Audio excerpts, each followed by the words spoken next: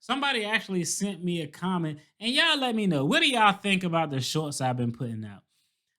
They real hip hopish, I know, cause hey, I'm a hip hop guy. I like Hove, I like Outkast, I like all of them. But I wanted to focus on, kind of hip hop content as it relates to finance. So somebody actually shot me a message and was like, "Hey, I actually like the shorts you putting out. What made you decide to put out those shorts?"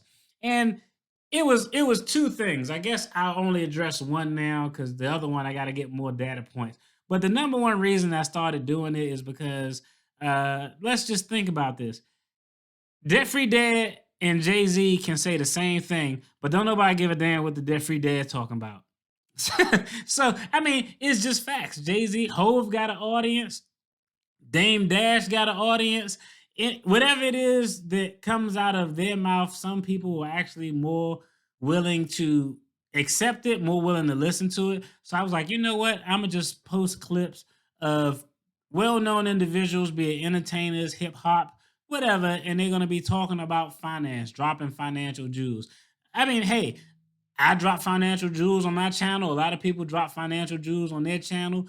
But I thought, what would be a quick way to get somebody's attention, give them a real quick financial jewel? And I had a brilliant idea. I was like, you know what? The best way to do that is for it not to come from me. And so that's kind of what I did. I do put videos out where I drop short content related to finance, but I like to throw that in between because, hey, if there's a known person talking about finances, I think people are more receptive. So that's the main reason I started it because one, I'm a hip hop head, and two, hey, Hove got a much bigger mouthpiece and audience than the Debt Free Dad got. So we just gonna let Hove do all the leg work, and I'ma just push it out.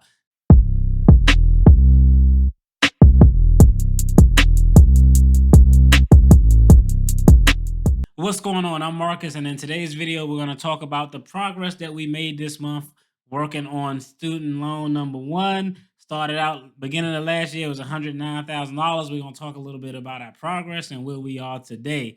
Hey, before we dive in, I'm a licensed attorney, but I'm not y'all attorney, so this isn't legal or financial advice. This is just me giving my opinion, letting y'all know what's going on in the compound of the debt free.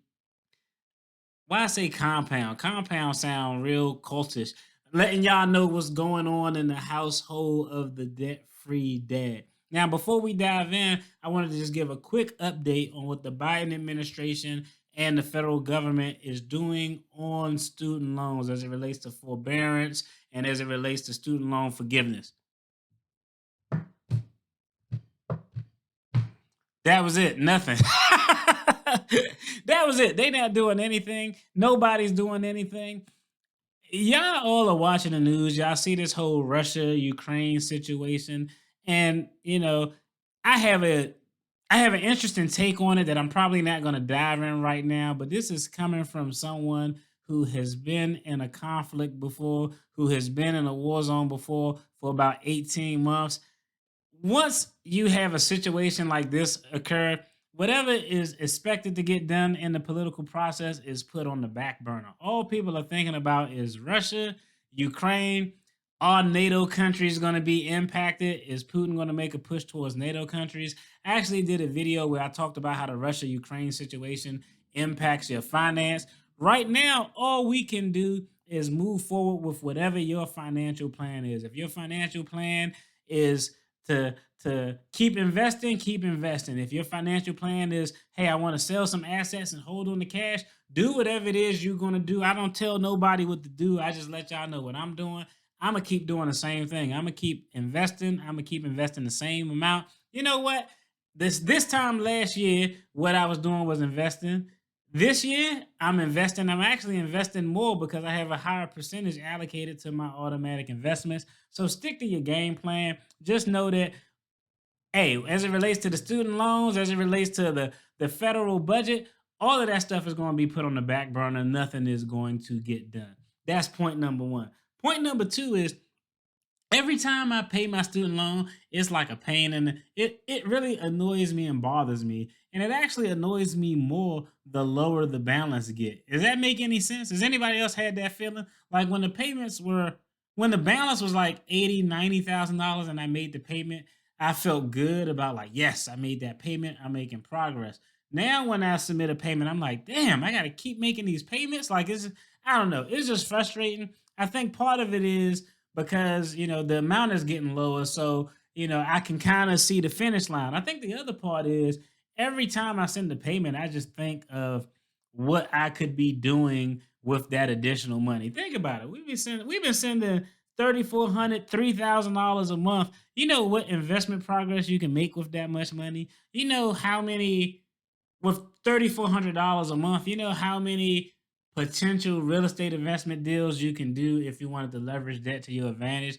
It's just kind of a pain in the ass, but hey, it is what it is. You just got to kind of deal with it. All right, now let's talk about the progress that we made this month with the student loans. Let's take a look where we were at the beginning of the month. Let me go ahead and pull it up so I could get it up on the screen for you. Okay, at the beginning of the month, the account balance on this student loan number one that we're working on, was $45,923.56. This month, we were able to get the balance down to $42,623.56. We were able to make a payment of $3,300 towards the student loan this month. So we definitely made progress. If all goes well, we should be able to get it in the $30,000 range next month. Now, I will tell y'all, because I talked about it a little in the other video, I forgot to do some things on the budget side of the game, and it really didn't impact my budget this month, but it's going to impact it next month. I thought it was going to impact it for this month, but the costs are really going to show next month. The main thing was, and you would think I've been budgeting all this time and looking at my budget, I should have planned this, but I forgot to account for the cost associated with my tax professional doing my taxes. Because last year was the first year I had a professional do them. Normally, I did the taxes, but I just got tired of doing it. The cost of my tax professional has gone up by about $400 or something to that effect, $400 to $500. So I'm looking at $1,000 next month that's going to have to be paid for my tax professional to take care of my taxes. And I also know on the front end, I have a $500 vehicle repair that I'm gonna go ahead get done next month.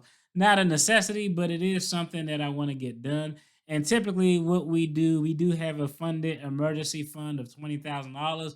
But if it's a vehicle repair or something that we can repair that we can just cash flow, we'll typically do it that way. So we don't even have to dive into the emergency fund because to me, an emergency that's requires use of the emergency fund is something that come up that I can't cash flow for the month. So if I have to reduce the debt payment that I make towards my student loan by $400 or $500 to take care of a car repair, I'd rather do that than to tap into the emergency fund.